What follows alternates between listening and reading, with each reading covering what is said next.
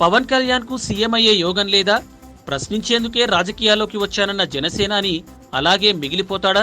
కాదు కూడదని దూకుడు పెంచిన ప్రజలు చెక్ పెట్టేస్తారా? రానున్న ఎన్నికల్లో కాస్తో కూస్తో ఆశలు పెట్టుకున్నా ఫలితం దక్కదా? పవన్ రాజకీయ యోగంపై సోషల్ మీడియాలో జరుగుతోన్న చర్చేంటి?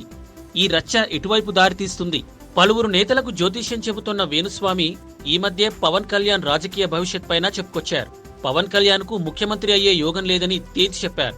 2019 ఎన్నికల్లో పవన్ కళ్యాణ్ పోటీ చేస్తాడో లేదో తెలియదు, కానీ జాతకరీత్యా ఆయన సీఎం అయ్యే ఛాన్సే లేదన్నారు. దీంతో సోషల్ మీడియాలో ఒక్కసారిగా దుమారం రేగింది. ఆ దుమారం కొనసాగుతోంది కూడా. సాధారణంగా పవన్ కళ్యాణ్ పై ఈగ వాలనివ్వని అభిమానులు అప్పుడే అటాక్స్ ప్రారంభించారు. అయితే వేణుస్వామి మాత్రం ఎవరి జాతకరీత్యా ఏం జరగాలో అదే జరుగుతుంది, నా పని నేను చేసుకుంటున్నా, మీరు నన్ను టార్గెట్ చేసి విమర్శలు చేసినా పట్టించుకోనని వేణుస్వామి అన్నారు. అక్కడితో ఆగలేదు.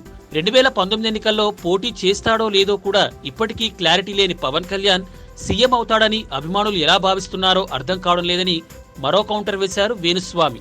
రజనీకాంత్, కమల్ హాసన్ రాజకీయాల్లోకి వచ్చేందుకు 1-2 సార్లు ఆలోచిస్తున్నది విమర్శలకు భయపడేనన్న వేణుస్వామి, బహుభార్యత్వం, వ్యక్తిగతంగా వివాదాస్పద జీవితమున్న పవన్ పై ఇంకే స్థాయిలో విమర్శల దాడి ఉంటుందో ఆలోచించుకోవాలన్నారు. ఆ విమర్శలకు పవన్ ఫ్యాన్స్ సిద్ధపడితే మంచిదన్నారు. లేకుంటే పవనే నష్టపోతాడని హెచ్చరించారు.